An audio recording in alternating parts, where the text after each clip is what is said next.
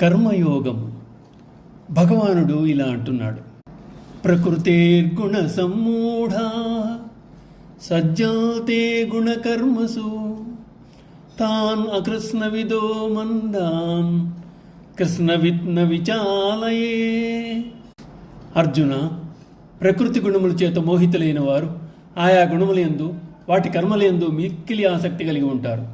అయినప్పటికీ అట్టి మోహితులను మిడిమిడి జ్ఞానము గలవారిని జ్ఞాని అయిన వాడు ఊగిసలాటకు గురి చేయరాదు. వారిచే కర్మలను ఆచరించుట మాన్పించరాదు. విషయాసక్తులను ఫలాపేక్షతో కర్మలు చేయవారిని వారిచే అసలు కర్మలు చేయడమే మాన్పించక వారిని మెల్లిగా దారికి తేవాలని, అది జ్ఞానత్వం నొందిన వారి విధి అని, అట్టి వారికి జ్ఞానులు నిష్కామ కర్మను ముందు తాము ఆచరించి చూపించాలని భగవానుడు చెప్తున్నాడు.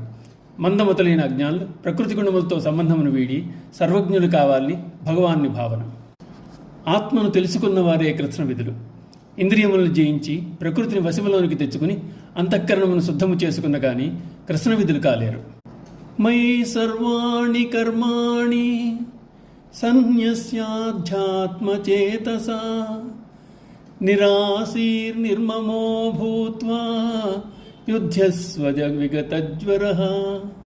అర్జున, అంతర్యామిని పరమాత్మను అయిన నాయందే నీ చిత్తమును నిలిపి నీవు చేయు కర్మలన్నింటినీ నాకే అర్పించి ఆసక్తి, మమకారము, సంతాపము అన్న వీడి యుద్ధము చేయము. సాధారణంగా జనులు ప్రాపంచిక విషయావాంఛల్లో కొట్టుమిట్టాడుతూ ఉంటారు. ఆ పరిస్థితిలో వారి చిత్తంలో పరమాత్మ కనుమరుగవుతున్నాడు. మనుష్యులందు చేత అధ్యాత్మ చిత్తమును అలవరుచుకోవాలి. మనస్సును నిర్మలంగా ఉంచుకొని కోరికలను త్యజించి మమతానురాగములను వదిలివేచి చిత్తమును విత్తంపై కాక ఈశ్వరునిపై ఉంచి నేను నిమిత్తమాత్రునని భావించుట అధ్యాత్మం. అర్జునుడు క్షత్రియుడు కనుక పరమాత్మ అతన్ని యుద్ధము చేయమని, కర్తవ్యమును ఆచరించమని ఉపదేశిస్తున్నాడు.